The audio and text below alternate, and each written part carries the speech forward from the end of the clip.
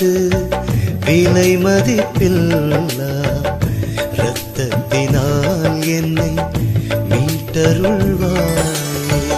இயேசுவே உமது விலை மதிப்பில்லா இரத்தத்தினால் என்னை மீட்டருள்வாயே.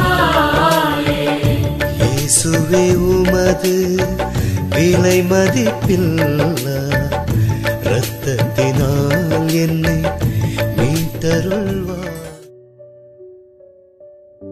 இயேசுவின் திருவுடல் திருரத்த வணக்க மாதம் 16ஆம் நாள். முடிவில்லாத வாழ்வழிக்கும் நிலையான உணவு. 1916 ஃபாத்திமா வானதூதரின் 3ஆம் வருகை. அழிந்து போகும் உணவுக்காக உழைக்க வேண்டாம், முடிவில்லாத வாழ்வழிக்கும் நிலையான உணவுக்காக உழையுங்கள். அதை மணமகன் உங்களுக்கு கொடுப்பார். ஏனெனில் அவருக்கே தந்தையாகிய கடவுள் தம் அதிகாரத்தை கொடுத்து அனுப்பி வைத்தார் என்றார். ஃபாத்திமாவில் வானதூதரின் 3ஆம் வருகையின் சிறு பகுதி. 1916ஆம் ஆண்டு செப்டம்பர் பிற்பகுதி அல்லது அக்டோபர் முற்பகுதியாக இருக்கலாம். அன்று குழந்தைகள் மூவரும் கபேசோ மலைச்சரிவின் குகையில் விளையாடி கொண்டிருந்தனர். ஆடுகள் அங்குமிங்கும் சிதறி மேய்ந்தன. வழக்கம்போல் ஜபமாலை சொல்லி முடித்ததும் மூவரும் தலை தரையில் பட கவிழ்ந்து சேர்ந்த குரலில், என் தேவனே, நான் உம்மை விசுவசிக்கிறேன், நான் உம்மை ஆராதிக்கிறேன், நான் உம்மை நம்புகிறேன், நான் உம்மை நேசிக்கிறேன். உம்மை விசுவாசிக்காதவர்களுக்காகவும் உம்மை ஆராதிக்காதவர்களுக்காகவும் உம்மை நம்பாதவர்களுக்காகவும் உம்மை நேசிக்காதவர்களுக்காகவும் உமது மன்னிப்பை கேட்கிறேன் என்ற ஜெபத்தை ஜெபித்தார்கள். திடீரென்று ஒரு ஒளி அவர்களை சூழ்ந்தது. அவர்கள் நிமிர்ந்து பார்க்கையில் அதே வானதூதன் அங்கு நின்றார். அவரது இடது கரத்தில் பூசை பாத்திரத்தை பிடித்திருந்தார். அப்பாத்திரத்தின் மேலே திரு அப்பத்தை வலது கையில் ஏந்தியிருந்தார். திரு அப்பத்திலிருந்து இரத்தம் துளிர்த்து துளி துளியாய் பாத்திரத்தினுள் வடிந்தது. வானவன் அப்பாத்திரத்தையும் அப்பத்தையும் அப்படியே ஆகாயத்தில் நிற்க விட்டுவிட்டு குழந்தைகளுடன் முழந்தாளிட்டு சாஷ்டாங்கமாய் விழுந்து, ஓ மகா பரிசுத்த தம திருத்துவமே, பிதாவே, சுதனே, இஸ்பிரித்து சாந்துவே, உம்மை மிகவும் ஆராதிக்கிறேன். உலகமெல்லாம் திவ்ய நற்கொணை பேழையில் இருக்கும் இயேசு கிறிஸ்துநாதருடைய விலைமதிக்கப்படாத திரு சரீரத்தையும் இரத்தத்தையும் ஆத்மத்தையும் தெய்வீகத்தையும் அவருக்கு செய்யப்படும் நிந்தை, துரோகம், அலட்சியத்துக்கு பரிகாரமாக உமக்கு ஒப்புவிடுகிறேன். இயேசுவின் திவ்ய இருதயத்தினுடையவும் மரியாவின் மாசற்ற இருதயத்தினுடையவும் அளவற்ற பேறு பலன்களை பார்த்து நிற்பாக்கிய பாவிகளை மனந்திருப்பும்படி மன்றாடுகிறேன் என்று கூறி மும்முறை ஜெபித்தார். பின் எழுந்து ஆகாயத்தில் நின்ற பாத்திரத்தையும் திவ்ய நற்கொணை அப்பத்தையும் கரங்களில் முன்போல் ஏந்தி கொண்டு தட்டையான பாறையில் முழங்காலிட்டு நன்றியற்ற மனிதரால் சகிக்கக்கூடாத விதமாய் அவசங்கைப்படுத்தப்படுகின்ற இயேசு கிறிஸ்துவின் திரு சரீரத்தையும் திரு இரத்தத்தையும் அருந்தி பானம் செய்யுங்கள். அவர்களுடைய அக்கிரமங்களுக்கு பரிகாரம் செய்து உங்கள் கடவுளை ஆறுதல் படுத்துங்கள் என்றார். மகா பரிசுத்த தம திருத்துவமே என்ற ஜெபத்தை திருப்பி ஒருமுறை படியுங்கள். நாமெல்லாம் நற்கொணையில் இயேசு மட்டும்தான் இருக்கிறார் என்று நினைத்திருப்போம். பிதா, சுதன், பரிசுத்த ஆவி மூவரும் அடங்கிய தம திருத்துவமே நற்கொணை என்று வானதூதர் விளக்கியிருக்கிறார். அந்த குழந்தைகளுக்கு அப்பேற்பட்ட திவ்ய நற்கொணையை நாம் தகுதியுடனும் பக்தியுடனும் உட்கொள்கிறோமா? சம்மனசானவர் கூறிய வார்த்தையிலிருந்து நமது ஆண்டவர் சகிக்கக்கூடாத விதமாய் நிந்திக்கப்படுகிறார் என அறிகிறோம். இன்று எங்கும் பரவலாக நடக்கிறது. அபிஷேகம் செய்யப்பட்ட விரல்களே நற்கொணையை தொட வேண்டும். நற்கொணையை தொடுவதற்கு குறைந்தபட்சம் குருத்துவத்தின் 2வது பெரிய பட்டமாகிய தியாக்கோன் பட்டமாவது பெற்றிருக்க வேண்டும். ஆனால் இப்போது சொல்லிய பட்டம் பெறாதவர்கள் கூட நன்மை கொடுக்க அனுமதிக்கப்படுகிறார்கள். ஆத்ம சரீர ஆயத்தங்களோடு தான் நற்கருணை வாங்க வேண்டும். ஆனால் இன்று பாவ சங்கீர்த்தனம் செய்யாமலே கோவிலுக்கு வருகிற எல்லாரும் நன்மை வாங்குகிறார்கள். நாவிலே நன்மை வாங்குவதே திருச்சபையின் வழக்கமாக இருக்கிறது. இப்பொழுது கரங்களில் வாங்கி அவசங்கைப்படுத்துகிறார்கள். புது நன்மை சிறுவர்களுக்கும் கையில் வாங்க பயிற்சி கொடுத்து அவர்களுக்கும் நற்கொணை ஆண்டோர் மேல் மரியாதை அற்றுப்போக செய்கிறார்கள். இதற்கெல்லாம் நாம் பரிகாரம் செய்வதெப்படி? தகுந்த ஆயத்தத்தோடும் மிகுந்த வணக்கத்தோடும் முழங்காலில் நின்று பயபக்தியுடனும் அன்புடனும் நற்கொன்னை உட்கொள்வதாலேயே. பரிகார நன்மை மகா பரிசுத்த திவ்ய நற்கொனைக்கு செய்யப்படுகிற சகிக்க முடியாத அவசங்கைகளை நாம் எப்படி பரிகரிக்க முடியும்? நற்கொன்னை இயேசுவை முழு இருதயத்துடன் நேசித்து அந்த அன்பினால் தூண்டப்பட்டு அந்த அவசங்கைகளை பரிகரிக்கும் கருத்துடன் நற்கொன்னையை உட்கொண்டு தகுந்த ஆராதனை நன்றி செலுத்த வேண்டும். ஒரு காலத்தில் நாம் நடந்து சென்று பலிபீடம் முன் உள்ள கிராதையின் முன் மண்டியிட்டு பக்தியோடு நாவல் வாங்கினோம். அதன்பின் அருட்தந்தை நம்மை மௌனமாக நம் உள்ளம் வந்த நற்கொன்னை ஆண்டவரிடம் ஜெபிக்க சொல்லி ஒரு 10 நிமிடம் ஒதுக்கி தருவார். ஆனால் இன்றைய நிலை பற்றி யாரும் சொல்லி தெரிய வேண்டிய அவசியமில்லை. நாம் நம் கண்களாலேயே பார்க்கிறோம். புதுமை, நவீனம், மாடல் என்று மெல்ல மெல்ல மாற்றம் வந்து நாம் இப்போது எங்கே நிற்கிறோம் என்று யோசித்து பார்க்க வேண்டியது நம் கடமை. நம் பரிசுத்த தேவன் அதே பரிசுத்தமா நேற்றும் இன்றும் என்று மாறாதவராக இருக்கிறார். ஆனால் நாம் நாகரிகம், சுத்தம் என்று மிகவும் இழிவான நிலை நோக்கி போய்கொண்டிருக்கிறோம். நம் கத்தோலிக்க பாரம்பரியம் என்று திரும்புகிறதோ அன்றுதான் நம் கத்தோலிக்க விசுவாசம் முழுமையாக மலரும்.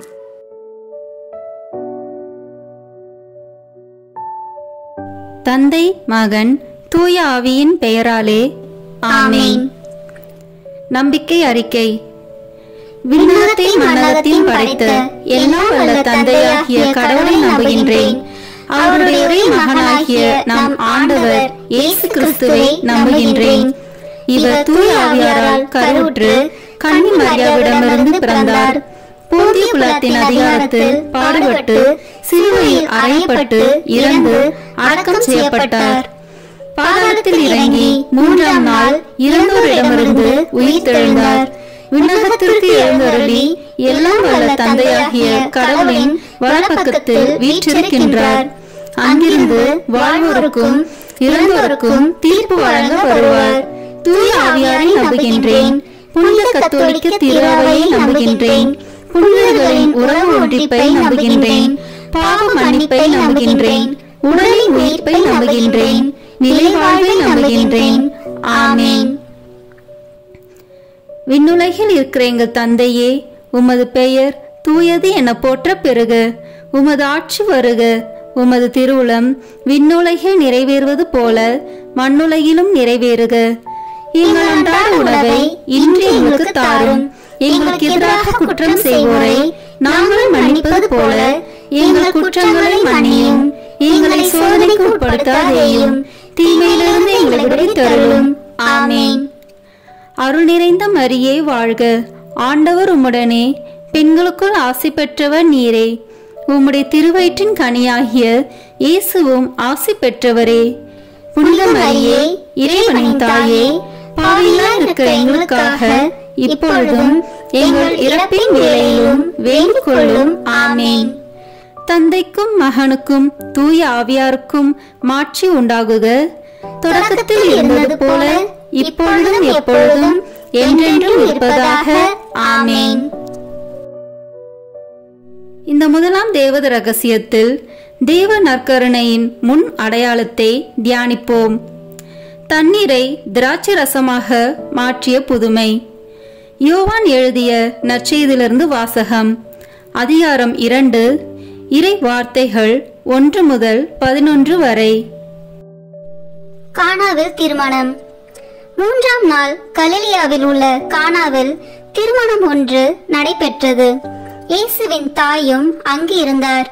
இயேசுவும் அவருடைய சீடரும் அத்திருமணத்திற்கு அழைப்பு பெற்றிருந்தனர். திருமண விழாவில் திராட்சை ரசம் தீர்ந்து போகவே இயேசுவின் தாய் அவரை நோக்கி, திராட்சை ரசம் தீர்ந்துவிட்டது என்றார். இயேசு அவரிடம், அம்மா, அதை பற்றி நாம் என்ன செய்ய முடியும்? எனது நேரம் இன்னும் வரவில்லையே என்றார்.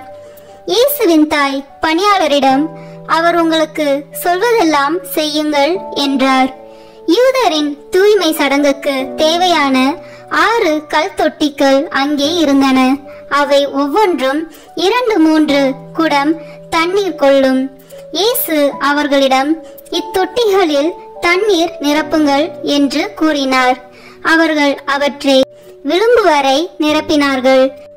பின் அவர், இப்போது மொண்டு பந்தி மேற்பார்வையாளரிடம் கொண்டு போங்கள் என்று அவர்களிடம் கூறினார். அவர்களும் அவ்வாறே செய்தார்கள். பந்தி மேற்பார்வையாளர் திராட்சை ரசமாய் மாறியிருந்த தண்ணீரை சுவைத்தார். அந்த ரசம் எங்கிருந்து வந்தது என்று அவருக்கு தெரியவில்லை. தண்ணீர் மொண்டு வந்த பணியாளருக்கே தெரிந்திருந்தது. ஆகையால் பந்தி மேற்பார்வையாளர் மணமகனை கூப்பிட்டு, எல்லோரும் நல்ல திராட்சை ரசத்தை முதலில் பரிமாறுவர். யாவரும் விருப்பம் போல குடித்த பின் தரம் குறைந்த ரசத்தை பரிமாறுவர். நீர் நல்ல ரசத்தை இதுவரை பரிமாறாமல் ஏன் வைத்திருந்தீர் என்று கேட்டார். இதுவே இயேசு செய்த முதல் அரும் அடையாளம். இது கலிலியாவில் உள்ள கானாவில் நிகழ்ந்தது. இதன் வழியாக அவர் தம் மாட்சியை வெளிப்படுத்தினார். அவருடைய சீடரும் அவரிடம் நம்பிக்கை கொண்டனர். ஆண்டவரின் அருள்வாக்கு. இறைவனுக்கு நன்றி. இதிலிருந்து நாம் கடைபிடிக்க வேண்டிய புண்ணியம், பங்கேற்பு மற்றும் ஈடுபாடு. விண்ணுலகில் இருக்கிற எங்கள் தந்தையே, உமது பெயர் தூயது என போற்ற பெறுக. உமது ஆட்சி வருக. உமது திருவுளம் விண்ணுலகில் நிறைவேறுவது போல மண்ணுலகிலும் நிறைவேறுக. எங்கள் அன்றாட உணவை இன்று எங்களுக்கு தாரும். எங்களுக்கு எதிராக குற்றம் செய்வோரை நாங்கள் மன்னிப்பது போல எங்கள் குற்றங்களை மன்னியும். எங்களை சோதனைக்கு உட்படுத்தாதேயும், தீமையிலிருந்து எங்களை விடுவித்தருளும். ஆமேன். அருள் நிறைந்த மரியே வாழ்க. ஆண்டவர் உம்முடனே, பெண்களுக்குள் ஆசி பெற்றவர் நீரே. உம்முடைய திருவயிற்றின் கனியாகிய இயேசுவும் ஆசி பெற்றவரே. புனித மரியே, இறைவனின் தாயே, பாவிகளாய் இருக்கிற எங்களுக்காக இப்பொழுதும் எங்கள் இறப்பின் வேளையிலும் வேண்டிக் கொள்ளும். ஆமேன். நித்திய ஸ்துதிக்குரிய பரிசுத்த நற்கருணைக்கு பக்தியாய் ஆராதனை எத்திசையும் புரிவோம். நித்திய ஸ்துதிக்குரிய பரிசுத்த நற்கருணைக்கு பக்தியாய் ஆராதனை எத்திசையும் புரிவோம். நித்திய ஸ்துதிக்குரிய பரிசுத்த நற்கருணைக்கு பக்தியாய் ஆராதனை எத்திசையும் புரிவோம். தந்தைக்கும் மகனுக்கும் தூய ஆவியாருக்கும் மாட்சி உண்டாகுக. தொடக்கத்தில் இருந்தது போல இப்பொழுதும் எப்பொழுதும் என்றென்றும் இருப்பதாக. ஆமேன். இரண்டாம் தேவ ரகசியத்தில் தேவ நற்கருணையை வாக்களித்ததை தியானிப்போம். 5 அப்பம் பழுகியது. யோவான் எழுதிய நற்செய்தியிலிருந்து வாசகம். அதிகாரம் 6, இறை வார்த்தைகள் 1 முதல் 13 வரை. அப்பம் பகிர்ந்தளித்தல். இயேசு கலிலேய கடலை கடந்து மறுகரைக்கு சென்றார். அதற்கு திபேரிய கடல் என்றும் பெயர் உண்டு. உடல் நலம் அற்றோருக்கு அவர் செய்து வந்த அரும் அடையாளங்களை கண்டு மக்கள் பெருந்திரளாய் அவரை பின்தொடர்ந்தனர். இயேசு மலை மேல் ஏறி தம் சீடரோடு அமர்ந்தார். யூதருடைய பாஸ்கா விழா அண்மையில் நிகழவிருந்தது. இயேசு நிமிர்ந்து பார்த்து மக்கள் பெருந்திரளாய் அவரிடம் வருவதைக் கண்டு, இவர்கள் உண்பதற்கு நாம் எங்கிருந்து அப்பம் வாங்கலாம் என்று பிலிப்பிடம் கேட்டார். தாம் செய்ய போவதை அறிந்திருந்தும் அவரை சோதிப்பதற்காகவே இக்கேள்வியை கேட்டார். பிலிப்பு மறுமொழியாக, 200 தென்னாரியத்திற்கு அப்பம் வாங்கினாலும் ஆளுக்கு ஒரு சிறு துண்டும் கிடைக்காதே என்றார். அவருடைய சீடருள் ஒருவரும் சீமோன் பேதுருவின் சகோதரமான அந்திரேயா, இங்கே சிறுவன் ஒருவன் இருக்கிறான், அவனிடம் 5 வற்கோதுமை அப்பங்களும் 2 மீன்களும் உள்ளன. ஆனால் இத்தனை பேருக்கு இவை எப்படி போதும் என்றார். இயேசு மக்களை அமரச் செய்யுங்கள் என்றார். அப்பகுதி முழுவதும் புல் தரையாய் இருந்தது. அமர்ந்திருந்த ஆண்களில் எண்ணிக்கை ஏறக்குறைய 5000. இயேசு அப்பங்களை எடுத்து கடவுளுக்கு நன்றி செலுத்தி அமர்ந்திருந்தோருக்கு கொடுத்தார். அவ்வாறே மீன்களையும் பகிர்ந்தளித்தார். அவர்களுக்கு வேண்டிய மட்டும் கிடைத்தது. அவர்கள் வயிறார உண்டபின் ஒன்றும் வீணாகாதபடி எஞ்சிய துண்டுகளை சேர்த்து வையுங்கள் என்று தம் சீடரிடம் கூறினார். மக்கள் உண்டபின் 5 வற்கோதுமை அப்பத்திலிருந்து எஞ்சிய துண்டுகளை சேர்த்து சீடர்கள் 12 கூடைகளில் நிரப்பினார்கள். ஆண்டவரின் அருள்வாக்கு. இறைவனுக்கு நன்றி. இதிலிருந்து நாம் கடைபிடிக்க வேண்டிய புண்ணியம் பகிர்வு. விண்ணுலகில் இருக்கிற எங்கள் தந்தையே, உமது பெயர் தூயது என போற்ற பெறுக. உமது ஆட்சி வருக. உமது திருவுளம் விண்ணுலகில் நிறைவேறுவது போல மண்ணுலகிலும் நிறைவேறுக. எங்கள் அன்றாட உணவை இன்று எங்களுக்கு தாரும். எங்களுக்கு எதிராக குற்றம் செய்வோரை நாங்கள் மன்னிப்பது போல எங்கள் குற்றங்களை மன்னியும். எங்களை சோதனைக்கு உட்படுத்தாதேயும், தீமையிலிருந்து எங்களை விடுவித்தருளும். ஆமேன். அருள் நிறைந்த மரியே வாழ்க. ஆண்டவர் உம்முடனே, பெண்களுக்குள் ஆசி பெற்றவர் நீரே. உம்முடைய திருவயிற்றின் கனியாகிய இயேசுவும் ஆசி பெற்றவரே. புனித மரியே, இறைவனின் தாயே, பாவிகளாய் இருக்கிற எங்களுக்காக இப்பொழுதும் எங்கள் இறப்பின் வேளையிலும் வேண்டிக் கொள்ளும். ஆமேன். நித்திய ஸ்துதிக்குரிய பரிசுத்த நற்கருணைக்கு பக்தியாய் ஆராதனை எத்திசையும் புரிவோம். நித்திய ஸ்துதிக்குரிய பரிசுத்த நற்கருணைக்கு பக்தியாய் ஆராதனை எத்திசையும் புரிவோம். நித்திய ஸ்துதிக்குரிய பரிசுத்த நற்கருணைக்கு பக்தியாய் ஆராதனை எத்திசையும் புரிவோம். தந்தைக்கும் மகனுக்கும் தூய ஆவியாருக்கும் மாட்சி உண்டாகுக. தொடக்கத்தில் இருந்தது போல இப்பொழுதும் எப்பொழுதும் என்றென்றும் இருப்பதாக. ஆமேன். இந்த 3ஆம் தேவ ரகசியத்தில் தேவ நற்கருணையை நிறுவியதை தியானிப்போம். கடைசி உணவு. மார்க்கு நற்செய்தியிலிருந்து வாசகம். அதிகாரம் 14, இறை வார்த்தைகள் 22 முதல் 25 வரை. ஆண்டவரின் திருவிருந்து. அவர்கள் உண்டு கொண்டிருந்த பொழுது அவர் அப்பத்தை எடுத்து கடவுளை போற்றி அதை பிட்டு அவர்களுக்கு கொடுத்து, இதை பெற்றுக்கொள்ளுங்கள், இது எனது உடல் என்றார். பின்பு அவர் கிண்ணத்தை எடுத்து கடவுளுக்கு நன்றி செலுத்தி அவர்களுக்கு கொடுத்தார். அனைவரும் அதிலிருந்து பருகினர். அப்பொழுது அவர் அவர்களிடம், இது எனது உடன்படிக்கையின் இரத்தம், பலருக்காக சிந்தப்படும் இரத்தம். இனிமேல் இறையாட்சி வரும் அந்நாளில்தான் நான் திராட்சை பழ ரசத்தை குடிப்பேன்.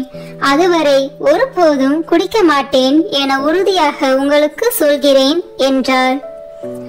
ஆண்டவரின் அருள்வாக்கு. இறைவனுக்கு நன்றி.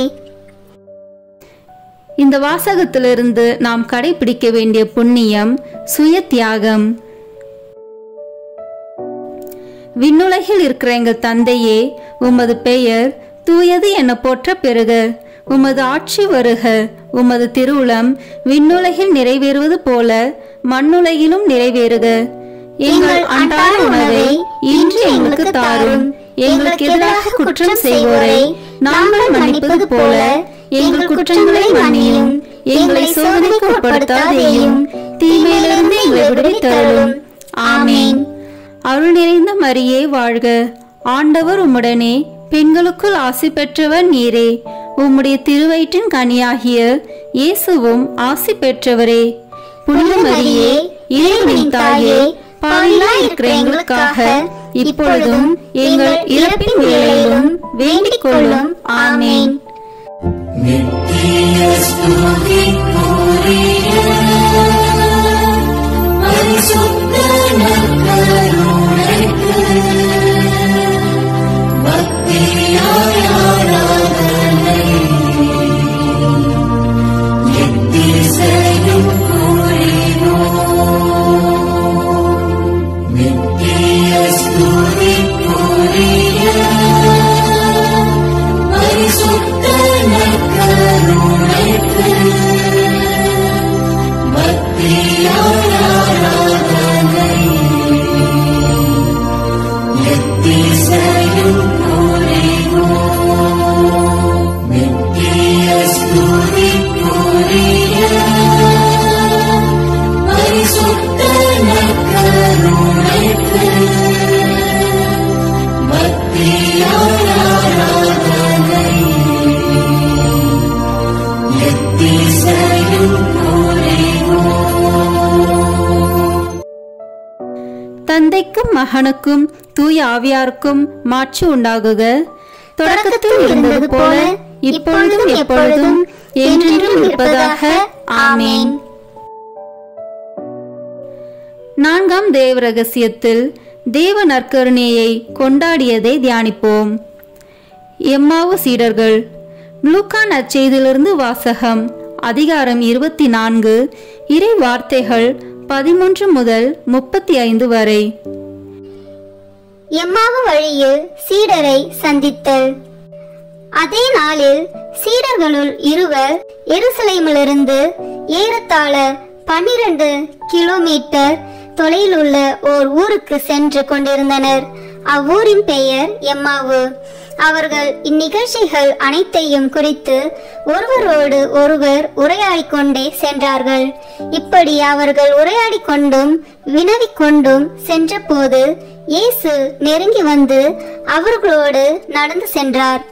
ஆனால் அவர் யார் என்று அறிந்து உணர முடியாதவாறு அவர்கள் கண்கள் மறைக்கப்பட்டிருந்தன. அவர் அவர்களை நோக்கி, வழி நெடுகிலும் நீங்கள் ஒருவரோடு ஒருவர் பேசிக் கொண்டிருப்பது என்ன என்று கேட்டார். அவர்கள் முகவாட்டத்தோடு நின்றார்கள். அவர்களுள் கிளையோப்பா என்னும் பெயருடைய ஒருவர் அவரிடம் மறுமொழியாக, எருசலேமில் தங்கியிருப்பவர்களுள் உமக்கு மட்டும்தான் இந்நாளில் நிகழ்ந்தவை தெரியாதோ என்றார். அதற்கு அவர் அவர்களிடம், என்ன நிகழ்ந்தது என்று கேட்டார். அவர்கள் அவரிடம், நாசரேத்து இயேசுவை பற்றியே தான் பேசுகின்றோம். அவர் கடவுளுக்கும் மக்கள் எல்லோருக்கும் முன்பாக சொல்லிலும் செயலிலும் வல்ல இறைவாக்கினராக திகழ்ந்தார். அவர் இஸ்ரேலை மீட்கப் போகிறார் என்று நாங்கள் எதிர்பார்த்திருந்தோம். ஆனால் தலைமை குருக்களும் ஆட்சியாளர்களும் அவருக்கு மரண தண்டனை விதித்து சிலுவையில் அறைந்தார்கள். இவையெல்லாம் நிகழ்ந்து இன்றோடு 3 நாட்கள் ஆகின்றன. ஆனால் இன்று எங்களை சேர்ந்த பெண்களுள் சிலர் எங்களை மலைப்புக்குள்ளாக்கினர். அவர்கள் விடியற் காலையில் கல்லறைக்கு சென்றார்கள். அவருடைய உடலை காணாது திரும்பி வந்து வானதூதர்களை கண்டதாகவும் இயேசு உயிரோடு இருக்கிறார் என்று அவர்கள் கூறியதாகவும் சொன்னார்கள். எங்களோடு இருந்தவர்களுள் சிலரும் கல்லறைக்கு சென்று அப்பெண்கள் சொன்னவாறே இருக்க கண்டனர். ஆனால் அவர்கள் இயேசுவை காணவில்லை என்றார்கள். இயேசு அவர்களை நோக்கி, அறிவிலிகளே, இறைவாக்கினர் உரைத்த எல்லாவற்றையும் நம்ப இயலாத மந்த உள்ளத்தினரே, மெசியா நாம் மாட்சி அடைவதற்கு முன் இத்துன்பங்களை பட வேண்டும் அல்லவா என்றார். மேலும் மோசே முதல் இறைவாக்கினர் வரை அனைவரின் நூல்களிலும் தம்மை குறித்து எழுதப்பட்ட யாவற்றையும் அவர் அவர்களுக்கு விளக்கினார். அவர்கள் தாங்கள் போக வேண்டிய ஊரை நெருங்கி வந்தார்கள். அவரோ அதற்கு அப்பால் போகிறவர் போல காட்டிக்கொண்டார். அவர்கள் அவரிடம், எங்களோடு தங்கும், ஏனெனில் மாலை நேரம் ஆயிற்று, பொழுதும் போயிற்று என்று கூறி கட்டாயப்படுத்தி அவரை இணங்க வைத்தார்கள். அவர் அங்கு தங்குமாறு அவர்களோடு சென்றார். அவர்களோடு அவர் பந்தியில் அமர்ந்திருந்த போது அப்பத்தை எடுத்து கடவுளை போற்றி பிட்டு அவர்களுக்கு கொடுத்தார். அப்போது அவர்கள் கண்கள் திறந்தன. அவர்களும் அவரை அடையாளம் கண்டு கொண்டார்கள். உடனே அவர் அவர்களிடமிருந்து மறைந்து போனார். அப்போது அவர்கள் ஒருவரை ஒருவர் நோக்கி, வழியிலே அவர் நம்மோடு பேசி மறைநூலை விளக்கும் போது நம் உள்ளம் பற்றி எரியவில்லையா என்று பேசிக்கொண்டார்கள். அந்நேரமே அவர்கள் புறப்பட்டு எருசலேமுக்கு திரும்பி போனார்கள். அங்கே 11 அவர்களோடு இருந்தவர்களுள் குழுமி இருக்க கண்டார்கள். அங்கிருந்தவர்கள், ஆண்டவர் உண்மையாகவே உயிருடன் எழுப்பப்பட்டார், அவர் சீமோனுக்கு தோற்றம் அளித்துள்ளார் என்று சொன்னார்கள். அவர்கள் வழியில் நிகழ்ந்தவற்றையும் அவர் அப்பத்தை பிட்டு கொடுக்கும்போது அவரை கண்ணுணர்ந்து கொண்டதையும் அங்கிருந்தவர்களுக்கு எடுத்துரைத்தார்கள். ஆண்டவரின் அருள்வாக்கு. இறைவனுக்கு நன்றி. இந்த வாசகத்திலிருந்து நாம் கடைபிடிக்க வேண்டிய புண்ணியம் தோழமை. விண்ணுலகில் இருக்கிற எங்கள் தந்தையே, உமது பெயர் தூயது என போற்ற பெறுக. உமது ஆட்சி வருக. உமது திருவுளம் விண்ணுலகில் நிறைவேறுவது போல மண்ணுலகிலும் நிறைவேறுக. எங்கள் அன்றாட உணவை இன்று எங்களுக்கு தாரும். எங்களுக்கு எதிராக குற்றம் செய்வோரை நாங்கள் மன்னிப்பது போல எங்கள் குற்றங்களை மன்னியும். எங்களை சோதனைக்கு உட்படுத்தாதேயும், தீமையிலிருந்து எங்களை விடுவித்தருளும். ஆமேன். அருள் நிறைந்த மரியே வாழ்க. ஆண்டவர் உம்முடனே, பெண்களுக்குள் ஆசி பெற்றவர் நீரே. உம்முடைய திருவயிற்றின் கனியாகிய இயேசுவும் ஆசி பெற்றவரே. புனித மரியே, இறைவனின் தாயே, பாவிகளாய் இருக்கிற எங்களுக்காக இப்பொழுதும் எங்கள் இறப்பின் வேளையிலும் வேண்டிக் கொள்ளும். ஆமேன். நித்திய ஸ்துதிக்குரிய பரிசுத்த நற்கருணைக்கு பக்தியாய் ஆராதனை எத்திசையும் புரிவோம். நித்திய ஸ்துதிக்குரிய பரிசுத்த நற்கருணைக்கு பக்தியாய் ஆராதனை எத்திசையும் புரிவோம். நித்திய ஸ்துதிக்குரிய பரிசுத்த நற்கருணைக்கு பக்தியாய் ஆராதனை எத்திசையும் புரிவோம். தந்தைக்கும் மகனுக்கும் தூய ஆவியாருக்கும் மாட்சி உண்டாகுக. தொடக்கத்தில் இருந்தது போல இப்பொழுதும் எப்பொழுதும் என்றென்றும் இருப்பதாக. ஆமேன். 5ஆம் தேவ ரகசியம். இன்று தேவ நற்கருணையில் இயேசுவின் பிரசனம். உலகம் முடியும் வரை எந்நாளும் உங்களோடு இருக்கிறேன். மத்தேயு எழுதிய நற்செய்தி நூலிலிருந்து வாசகம். அதிகாரம் 28, இறை வார்த்தைகள் 16 முதல் 20 வரை. இயேசு சீடருக்கு கட்டளை கொடுத்து அனுப்புதல். 11 சீடர்களும் இயேசு தங்களுக்கு பணித்தபடியே கலிலேயாவில் உள்ள ஒரு மலைக்கு சென்றார்கள். அங்கே அவரை கண்டு பணிந்தார்கள். சிலரோ ஐயமுற்றார்கள். இயேசு அவர்களை அணுகி, விண்ணுலகிலும் மண்ணுலகிலும் அனைத்து அதிகாரமும் எனக்கு அருளப்பட்டிருக்கிறது. எனவே நீங்கள் போய் எல்லா மக்கள் இனத்தாரையும் சீடராக்குங்கள். தந்தை, மகன், தூய ஆவியார் பெயரால் திருமுழுக்கு கொடுங்கள். நான் உங்களுக்கு கட்டளையிட்ட யாவையும் அவர்களுக்கு கடைபிடிக்கும்படி கற்பியுங்கள். இதோ, உலக முடியும் வரை எந்நாளும் நான் உங்களுடன் இருக்கின்றேன் என்று கூறினார். ஆண்டவரின் அருள்வாக்கு. இறைவனுக்கு நன்றி. இதிலிருந்து நாம் கடைபிடிக்க வேண்டிய புண்ணியம் சேவை. விண்ணுலகில் இருக்கிற எங்கள் தந்தையே, உமது பெயர் தூயது என போற்ற பெறுக. உமது ஆட்சி வருக. உமது திருவுளம் விண்ணுலகில் நிறைவேறுவது போல மண்ணுலகிலும் நிறைவேறுக. எங்கள் அன்றாட உணவை இன்று எங்களுக்கு தாரும். எங்களுக்கு எதிராக குற்றம் செய்வோரை நாங்கள் மன்னிப்பது போல எங்கள் குற்றங்களை மன்னியும். எங்களை சோதனைக்கு உட்படுத்தாதேயும், தீமையிலிருந்து எங்களை விடுவித்தருளும். ஆமேன். அருள் நிறைந்த மரியே வாழ்க. ஆண்டவர் உம்முடனே, பெண்களுக்குள் ஆசி பெற்றவர் நீரே. உம்முடைய திருவயிற்றின் கனியாகிய இயேசுவும் ஆசி பெற்றவரே. புனித மரியே, இறைவனின் தாயே, பாவிகளாய் இருக்கிற எங்களுக்காக இப்பொழுதும் எங்கள் இறப்பின் வேளையிலும் வேண்டிக் கொள்ளும். ஆமேன். நித்திய ஸ்துதிக்குரிய பரிசுத்த நற்கருணைக்கு பக்தியாய் ஆராதனை எத்திசையும் புரிவோம்.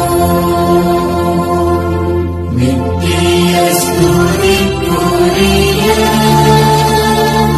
பரிசுத்த நற்கருணைக்கு பக்தியாய் ஆராதனை எத்திசையும் புரிவோம். நித்திய ஸ்துதிக்குரிய பரிசுத்த நற்கருணைக்கு பக்தியாய் ஆராதனை எத்திசையும் புரிவோம். தந்தைக்கும் மகனுக்கும் தூய ஆவியாருக்கும் மாட்சி உண்டாகுக. தொடக்கத்தில் இருந்தது போல இப்பொழுதும் எப்பொழுதும் என்றென்றும் இருப்பதாக. ஆமேன். இறுதி ஜெபம். நற்கருணை மாதாவே, ஆமேன். உம்முடைய வார்த்தையின்படியே எனக்கு ஆகட்டும் என்று சொல்லி நற்கருணை நாதரை பெற்றுக்கொண்டவரே, காடு மலை என்று பாராமல் எலிசபெத் அம்மாளுக்கு உதவி செய்ய நற்கருணை நாதரை சுமந்து கொண்டு விரைந்து சென்றவரே, உலகம் மீட்பு பெறுவதற்காக நற்கருணை நாதரை ஈன்றவரே, காலமெல்லாம் நற்கருணை நாதரை தியானித்து கடவுளை புகழ்ந்து கல்வாரி மலைக்கு ஆண்டவர் இயேசுவோடு பலியாகி தேவ நற்கருணையாக மாறியவரே, நாங்களும் உயிருள்ள தேவ நற்கருணையாக வாழ எங்களுக்காக பரிந்து பேசுவீராக. ஆமீன். சிறிது நேரம் நம்மை முழுமையாக திவ்ய நற்கருணை நாதரிடம் ஒப்பு கொடுத்து தியானித்து ஆராதித்து ஜெபிப்போம். இயேசு கிறிஸ்து பேசுகிறார். ஆத்துமமே, நீ நமக்கு பிரியப்பட்டத்தக்கதாக அநேக காரியங்களை அறிந்திருப்பது அவசரம் அல்ல. நம்மை உருக்கமாய் சிநேகிப்பதே போதும். உன் பிரிய சிநேகத்தோடு சம்பாஷிப்பது போல இப்போது நம்மோடு பேசுவாயாக. யாரை பற்றியாவது நம்மிடத்தில் மனு பேச வேண்டியதுண்டா? உன் உற்றார் உறவின் முறையார் சகோதரர் சகோதரிகளுடைய பேரென்ன? அவர்களின் ஒவ்வொருவருக்கும் நாம் என்ன செய்ய வேண்டுமென்கிறாய்? அவர்களுக்கு வேண்டிய காரியங்களை எல்லாம் நம்மிடத்தில் கேள். ஏனென்றால் தங்கள் சுயநலத்தை மறந்து புறத்தியருடைய நன்மையை நாடியிருக்கிற தயால சர்க்குணமுள்ள ஆத்துமங்கள் நமக்கு மிகவும் பிரியம். எந்த ஏழைக்கு நாம் இரக்கம் செய்ய வேண்டும் என்கிறாய்? அங்கே ஒரு வியாதியஸ்தன் மிகவும் துன்பப்படுகிறதாக நீ பார்த்தாயே, அவன் யார்? எந்த பாவி மனம் திரும்ப வேண்டும் என்று கேட்கிறாய்? யாரோடே இப்போது நீ சமாதானமாய் போக வேண்டும் என்கிறாய்? அவர்களுக்காக இப்போது சற்று நேரம் பக்தியோடு வேண்டிக்கொள். இருதய பற்றுதலோடு ஜெபிக்கப்படும் ஜெபங்களை எல்லாம் கேட்டருள்வோம் என்று நாம் வாக்குறுதியாக திருவுளம் பற்றியிருக்கிறோமே. அப்படியே சிநேகிதர் ஒவ்வொருவருக்காக ஒப்பு கொடுக்கிற ஜெபம் இருதய உருக்கம் அமைந்த ஜெபம் அல்லவா? இதற்கு நாம் இரக்கம் காட்டாமல் இருப்பேனோ? உமக்காக ஏதாவது நன்மை வரப்பிரசாதம் நீ கேட்க வேண்டியதில்லையா? உனக்கு பிரியமானால் உன் ஆத்மத்தில் உள்ள குறைகளை எல்லாம் எழுதி கொண்டு வந்து நமது சமூகத்தில் வாசித்து காட்டு. ஆபாசம், அகந்தை, பொருளாசை, சுயபட்சம், கோழைத்தனம், சோம்பல் முதலிய துர்குணங்கள் மட்டில் நீ எவ்வளவு மனசார்புள்ளவனாய் இருக்கிறாய்? இந்த துர்க்குணங்களை எல்லாம் நீ ஜெயிக்கத்தக்கதாக நாம் உன்னிடத்தில் எழுந்தருளி வந்து உனக்கு உதவி செய்வேன் என்று மன்றாட கடவாய். நிர்பாக்கியமான ஆத்துமமே, வெட்கப்படாதே. ஏனென்றால் முதலில் இப்பேற்பட்ட துர்கணங்களுக்குள்ளாயிருந்த அநேகர் உருக்கமாய் மன்றாடி கேட்டுக்கொண்டபடியால் நமது உதவியை கொண்டு அவர்கள் அந்த குற்றங்களை கொஞ்சம் கொஞ்சமாய் ஜெயித்து ஜெயசீலராகி இப்போது முத்தி முடித்தரித்த அச்சிஷ்டவர்களாக மோட்ச ராஜ்யத்தில் வீற்றிருக்கிறார்கள். புத்தி, ஞானம், தேர்ச்சி, உடல் நலம் முதலிய பிரபஞ்ச நன்மைகளையும் நம்மிடத்தில் கேட்க நீ கூச்சப்படாதே. அவைகளை எல்லாம் நாம் கொடுக்க சித்தமாயிருக்கிறோம். அவைகளால் உன் ஆத்துமம் அதிக பரிசுத்தமாக கூடுமானால் அவைகளை உனக்கு கட்டளையிட்டருள்வோம். ஆத்துமமே, இன்றைக்கு உனக்கு என்னென்ன வேணும்? உனக்கு நன்மை செய்ய நாம் எவ்வளவோ ஆசைப்படுகிறோம். உனக்கு ஓயாத கவலையை உண்டு பண்ணுகிற அலுவல் ஏதாவது உண்டா? அதை நமக்கு விவரமாய் சொல். அந்த அலுவலை பற்றி நீ என்ன நினைக்கிறாய்? அதில் என்னென்ன பிரயோஜனம் வருமென்று நம்பியிருக்கிறாய்? உன் உற்றார், உறவினர், முறையார், பெற்றோர், பெரியோருக்கு பிரியப்படுகிறதற்காக எதை செய்கிறாய்? அதனால் அவர்களுக்கு என்ன நன்மை செய்யலாம் என்று எண்ணியிருக்கிறாய்? நமக்காக நீ ஏதாகிலும் செய்ய மாட்டாயா?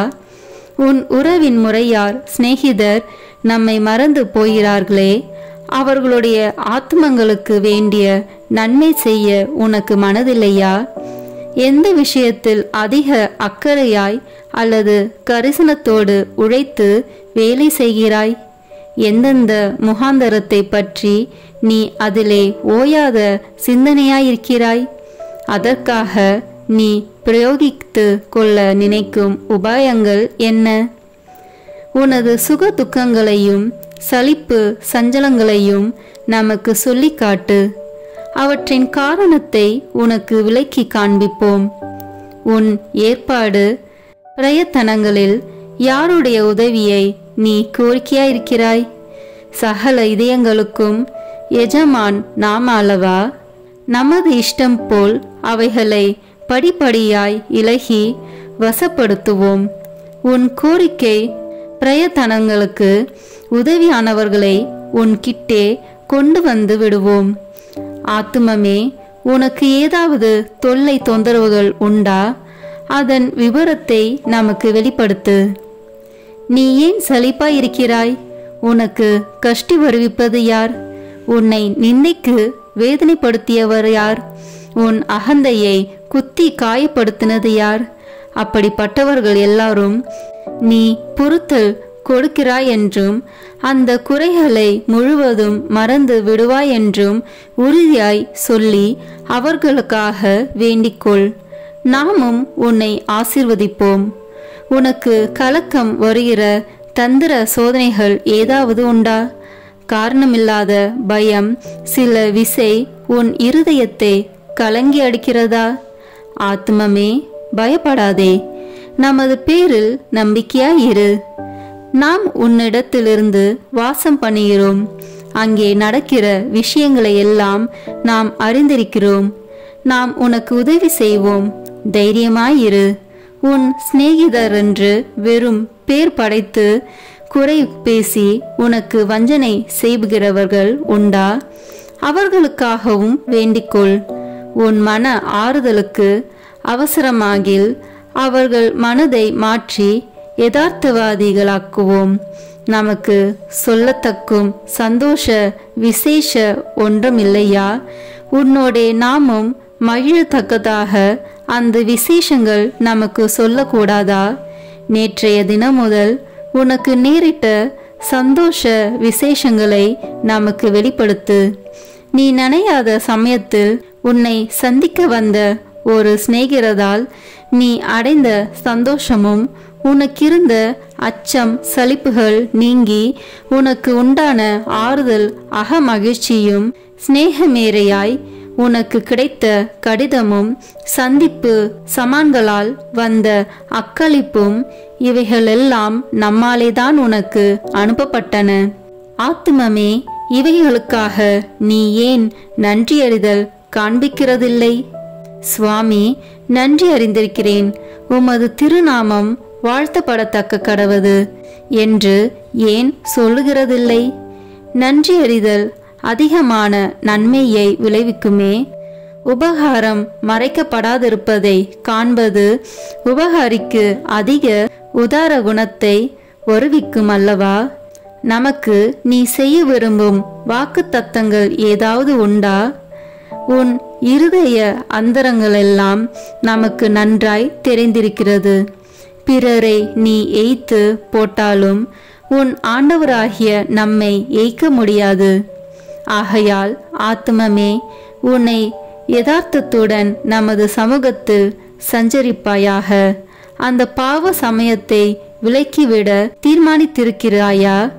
உன் ஆத்துமத்துக்கு பொல்லாயிருக்கிற அந்த பொருளை விட்டு விடுவாயா? உன் மனரூபிகரத்தை வீணாய் குழப்பிக் கொண்டிருக்கிற அந்த கெட்ட புத்தகத்தை இனி வாசியாமல் தள்ளி போடுவாயா? உன் ஆத்தும சமாதானத்துக்கு விக்னமாயிருக்கிற இந்நீராருடைய சகவாசத்தை விட்டு விடுவாயா? உனக்கு பொல்லாப்பு செய்கிறவர்களுக்கு எப்படி தயை சந்தகுணம் காண்பிக்க வேண்டுமென்று நம்மிடத்தில் கற்றறிந்து கொள். ஆத்துமமே, உனக்கு ஆசீர்வாதம். இப்போது நீ போய் உன் வேலைகளை செய். ஒழுங்கு போல் மௌனமாயிரு, அடக்க ஒடுக்கமாயிரு, கீழ்ப்படிதல் உள்ளவனாயிரு, பிற சிநேகமுள்ளவனாயிரு.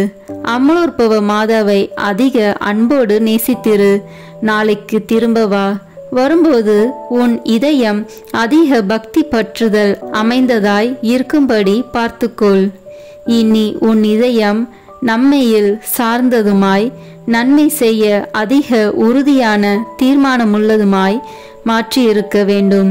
நாளைக்கு சில புதுவர பிரசாதங்களையும் நன்மைகளையும் உனக்கு கட்டளையிட சித்தமாயிருக்கிறோம்.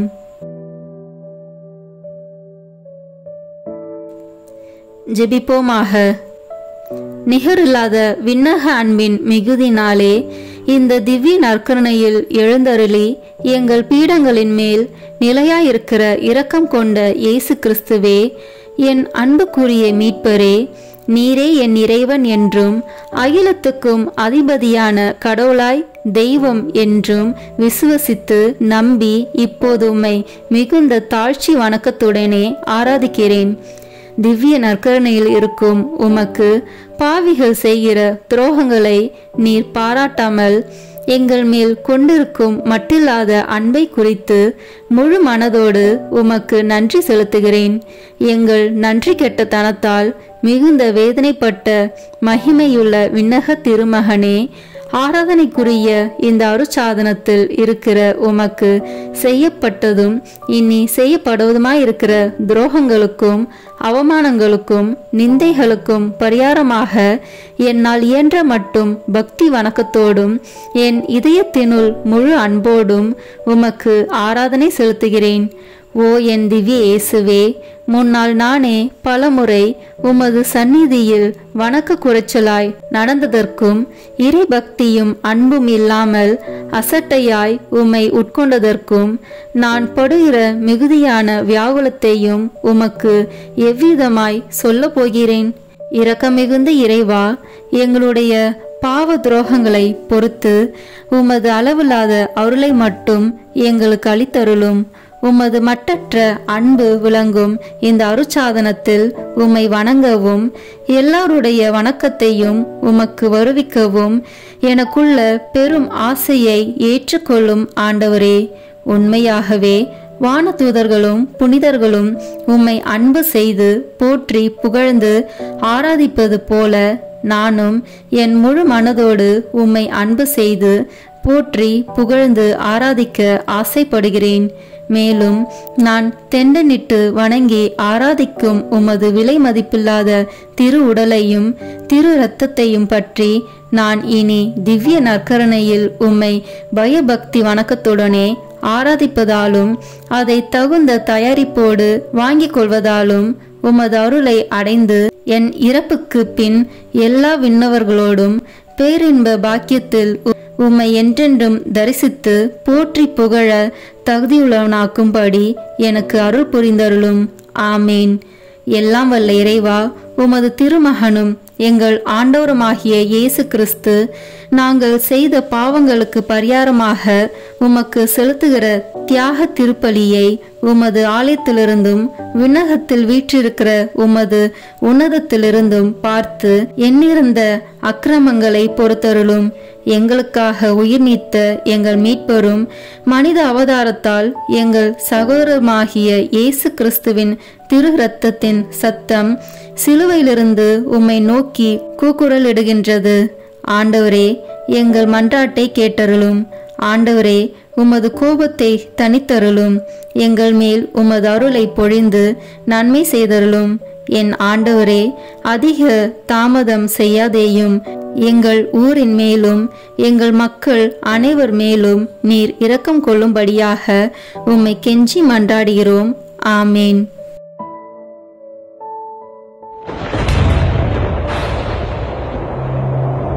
கல்வாரி மலையில்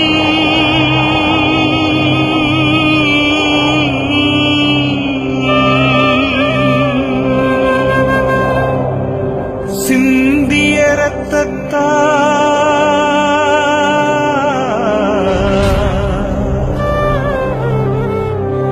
என்னை கழுவும்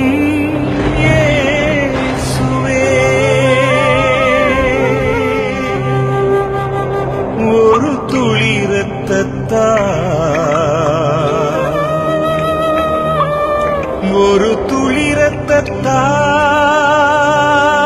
என்னை கழுவும் இயேசுவே.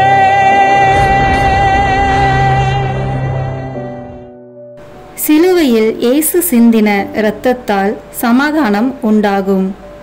கொலோசியர் 1:20 இறைவார்த்தை. இப்போது நாம் இணைந்து இயேசுவின் திரு இரத்தத்தை நோக்கி நம்மை முழுவதும் ஒப்பு கொடுக்கும் ஜெபத்தை சொல்வோம்.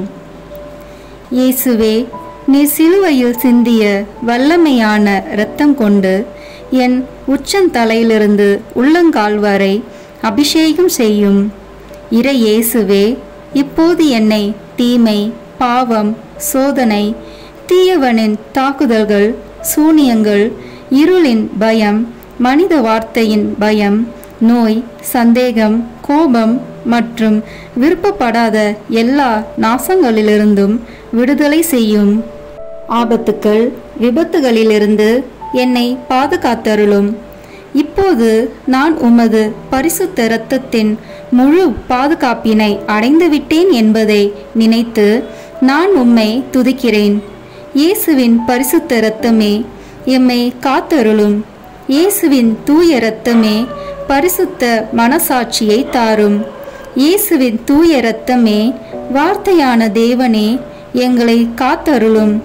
இயேசுவின் தூய இரத்தமே, எங்கள் ஆழ் மனதை பரிசுத்தப்படுத்தும். இயேசுவின் தூய இரத்தமே, மனதில் உள்ள கெட்ட சிந்தனைகளை தூய்மைப்படுத்தும். இயேசுவின் தூய இரத்தமே, அவிசுவாசியின் வார்த்தைகளை எடுத்து மாற்றும். இயேசுவின் தூய இரத்தமே, மனதில் உள்ள பய உணர்வுகளை கழுவும். இயேசுவின் தூய இரத்தமே, உடல் உறுப்பில் உள்ள காம உணர்ச்சிகளை கழுவும்.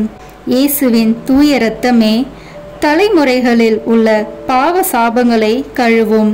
இயேசுவின் தூய இரத்தமே குற்ற உணர்வுகளை கழுவி மாற்றும். இயேசுவின் தூய இரத்தமே நான் கருவறையில் உருவான நேரத்தில் உண்டான எல்லா எதிர் அனுபவங்களை கழுவி பரிசுத்தப்படுத்தும். ஆமீன். இயேசுவின் இரத்தத்தால் நம்மை கழுவும் ஜெபம். இயேசுவே, எங்களுக்காக கல்வாரியில் நீர் சிந்திய உம்முடைய விலையேற பெற்ற திரு இரத்தத்தினால் எங்கள் குடும்பத்தில் இருக்கின்ற ஒவ்வொருவரையும் கழுவும். எங்கள் வீடுகளில் இருக்கின்ற ஒவ்வொரு பொருட்களிலும் உம்முடைய இரத்த துளிகளை தெளித்து வையும். எங்கள் வீடுகளின் தரைகளிலும் சுவர்களிலும் கூரைகளிலும் உம்முடைய இரத்தத்தை தெளியும். எங்கள் வீடுகளை சுற்றிலும் நிலங்களின் எல்லைகளை சுற்றிலும் உம்முடைய இரத்தத்தை தெளித்து வைத்து உமது காவல் தூதர்களை எங்களுக்கு துணையாக நிறுத்தி வையும். எங்களுக்கு எதிராக செய்யப்படும் எந்த ஒரு காரியமாக இருந்தாலும் மாயத்தந்திர சக்திகள், சாத்தானின் ஏவுதல்கள், பில்லி சூனிய கட்டுக்கள் மற்றும் ஆபத்துக்கள், விபத்துக்கள், அவமானங்கள், நோய்கள், பிற தேவைகள் அனைத்திலும் எங்களை பாதுகாத்து வழிநடத்தும். நாங்கள் செல்லுகின்ற வழிகளில் எல்லாம், சென்றடைகின்ற ஒவ்வொரு இடங்களில் எல்லாம் உம்முடைய இரத்த துளிகளை தெளித்து வைத்து எங்களுக்கு முன்னும் பின்னும் வலமும் இடமும் உமது பிரசன்னத்தால் வழிநடத்தும். இதுவரை எங்களை பாதுகாத்து வந்த தேவன் இனி வரும் நாட்களிலும் எங்களை பாதுகாத்து வழிநடத்தும்படி ஜெபிக்கிறோம். இயேசுவின் பெயரால் ஆமேன். தந்தை, மகன், தூய ஆவியின் பெயராலே ஆமேன். இந்த வீடியோ உங்களுக்கு பிடிச்சிருக்குன்னா லைக், ஷேர், கமெண்ட் பண்ணுங்க. மறக்காம சப்ஸ்கிரைப் பட்டன் பிரஸ் பண்ணுங்க. தேங்க்யூ.